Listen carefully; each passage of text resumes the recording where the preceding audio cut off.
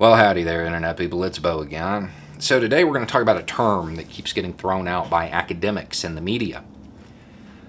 And I think this term is being ignored because people believe it's hyperbole. They think that it's being said simply as a reaction to the Trump administration or because of the Trump administration.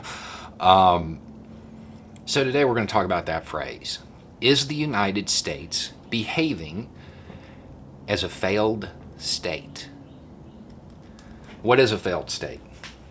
What are the characteristics of it? There are four. The first is erosion of legitimate authority to make collective decisions.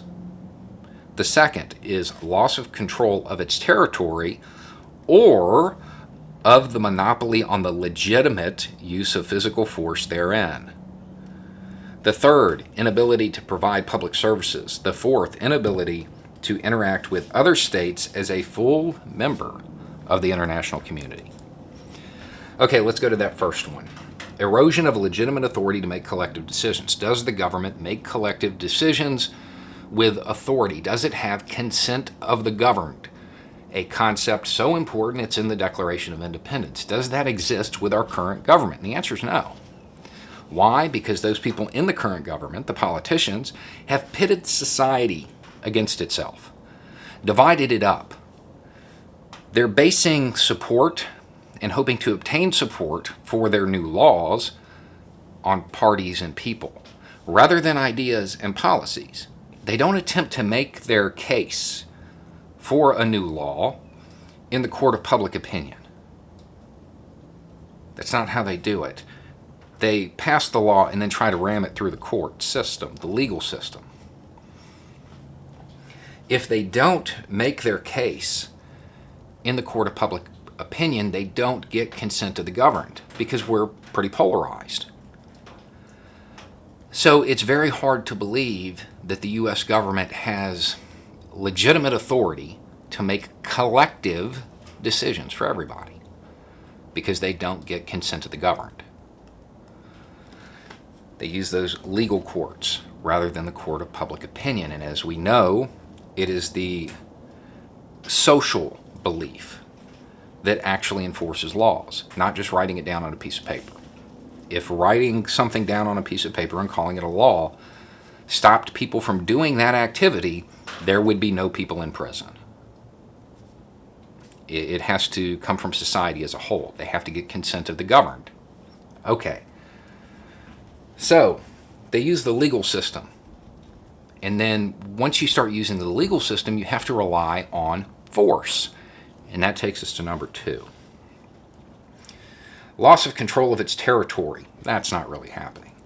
Or of the monopoly on the legitimate use of physical force. Is that happening? Is the government losing the monopoly on the legitimate use of physical force? Absolutely. You can point to outlier cases, which really aren't as important in the grand scheme of things, such as the checkpoints up in the Pacific Northwest carried out by non-state actors, or the non-state actors that are duking it out in the streets. Yeah, that's important to note, but beyond that, it's the legitimate use of physical force. What's one of the main... That's rain. What's one of the main discussions going on in the country right now? Excessive force by law enforcement, right? Society, which is what matters, not the legal definition, society has determined that the force being used isn't legitimate. It doesn't matter what the courts find, because the courts are an arm of the state. It doesn't matter if the courts say, yes, this is okay, because it has to do with consent of the governed, and they don't have it. So every time there's an incident of excessive force by law enforcement and the back of the blue crowd comes out and says, no, we have to have law and order to protect the country, the reality is they're pushing it further into the failed state category because society at large is not viewing this force as legitimate. Third, Inability to inability to provide public services like clean water in Flint, working levees, emergency response to fires, hurricanes, healthcare. The United States doesn't have that. It's failing in that regard. Inability to interact with other states as a full member of the international community. This we still have for the moment. Solely because we're a nuclear power with a really strong military. If we didn't have that, would the rest of the world take us seriously? Our economy used to help us, but that's not working so much anymore because we've become so isolationist under this administration. We are a country that violates international law all the time. We sell out our allies, and we break treaties. We withdraw from treaties. The only thing making the international community still listen to us is our military. So, is the government failing? Are we becoming a failed state? Yeah, because it benefits those in power temporarily. They've pitted society against itself, divided it, don't have consent of the governed. They encourage the polarization because as long as they can keep those people on the bottom fighting each other, they can stay at the top for a time. At the end of the day, it's up to you as an individual to help change this.